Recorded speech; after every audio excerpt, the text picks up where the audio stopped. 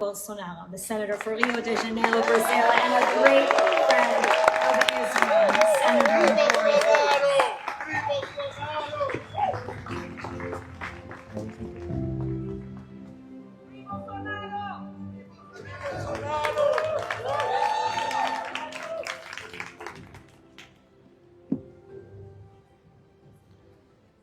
Thank you, Minister Amihai Shikli. It's a great honor to be here. Thank you so much for your words yesterday.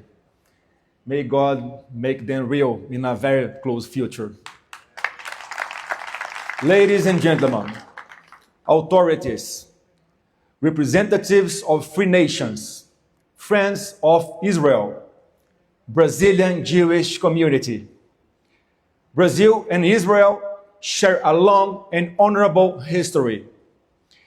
In 1947, a Brazilian diplomat, Oswaldo Aranha, led the United Nations General Assembly and helped make possible the vote that created the State of Israel. Brazil recognized Israel soon after its independence.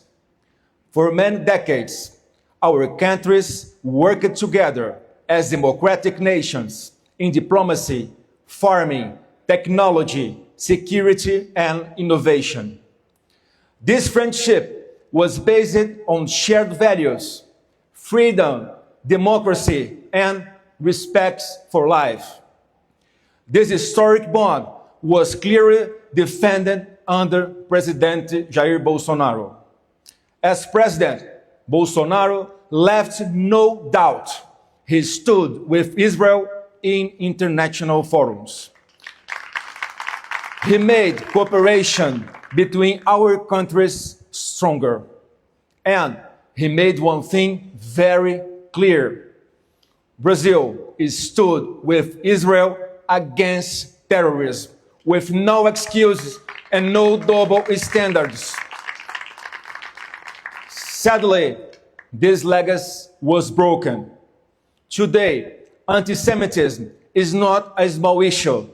It's not only part of history. It's a real and growing global threat. History teaches us that antisemitism rarely shows its face clearly. It changes, it hides, it uses new words. Today, it often calls itself anti-Zionism, but the goal is the same: to deny the Jewish people what every other nation has, the right to have their own state, dignity, and security. There is only one Jewish state in the world. To deny its right to exist is not political debate, it's discrimination.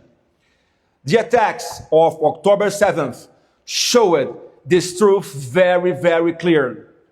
The world saw barbarism live, and yet in many places there was no anger, there was no support, there was silence, and in some cases, support for terror. Sadly, Brazil became one of those cases. Under President Lula, Brazil's policy suffered a deep moral failure. Let me be very clear. Lula is anti-Semitic. This is not a slogan. This is not exaggeration. This is based on his ideas, his advisors, his words, and his actions. The main designer of Lula's international policy, his top advisor, Celso Amorim, wrote the preface of a book that praises Hamas and presents it as a normal political group. Hamas is not a resistance group. Hamas is a terrorist organization, the same group that killed innocent Israeli families on October 7th.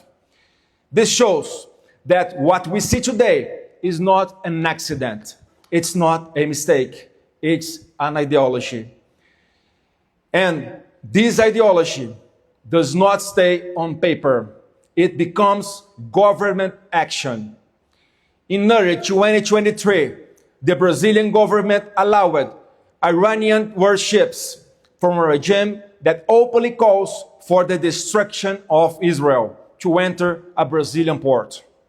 After the Hamas massacre of October 7th, while Israel was still mourning its dead, Lula rushed to accuse Israel of acting in a violent and unfair way.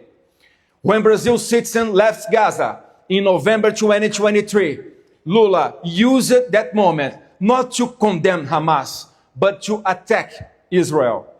From 2023 on, Brazil voted again and again against Israel at the United Nations and other international bodies. In February 2024, Lula crossed a moral line by comparing Israel's actions to the Holocaust, an anti-Semitic statement that insulted the Jewish people and minimized the worst crime in history.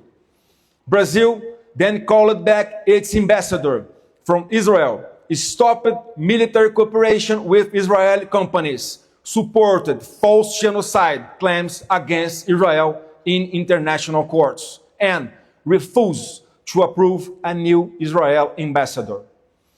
These are no single mistakes. They form a clear and intentional partner. Ladies and gentlemen, I speak today not only as a senator, but as a candidate for president of Brazil. Thank you.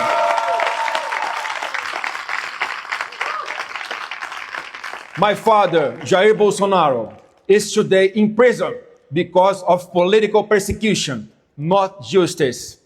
But ideas cannot be locked away, and truth cannot be silenced. I'm running for president because Brazil needs a moral and strategic reset. In this new moment for Latin America, the United States, together with responsible democracies, has helped build a new model of international cooperation. We already have real examples of this new path. The Isaac Accords, led by the great Argentine president Javier Milei, are a historic step forward. They strengthen diplomatic, economic, and institutional ties between Israel and Latin America democracies. And let me say this clearly, here and before history. If it depends on me, Brazil will officially sign the Isaac Accords in January 2027. We must also recognize the strong cooperation between the United States and Paraguay in the fight against terrorism and drug crime in the three-border region, an area long used to fund extremist groups. This shows a basic truth. To fight terrorism, we need countries working together, shared intelligence, and moral clarity. Brazil cannot stay silent. Brazil must choose a side. In this global fight, Israel stands on the front line of democracy against barbarism. Let this be said clearly. Brazil must stand with Israel, with the Jewish people, with democracies that fight terror without excuse. History is watching, and history does not forgive those who stay silent. God will, the next Brazilian president will not be persona non grata in Israel. May God bless Israel. May God bless Brazil. Toda Rabá. Thank you.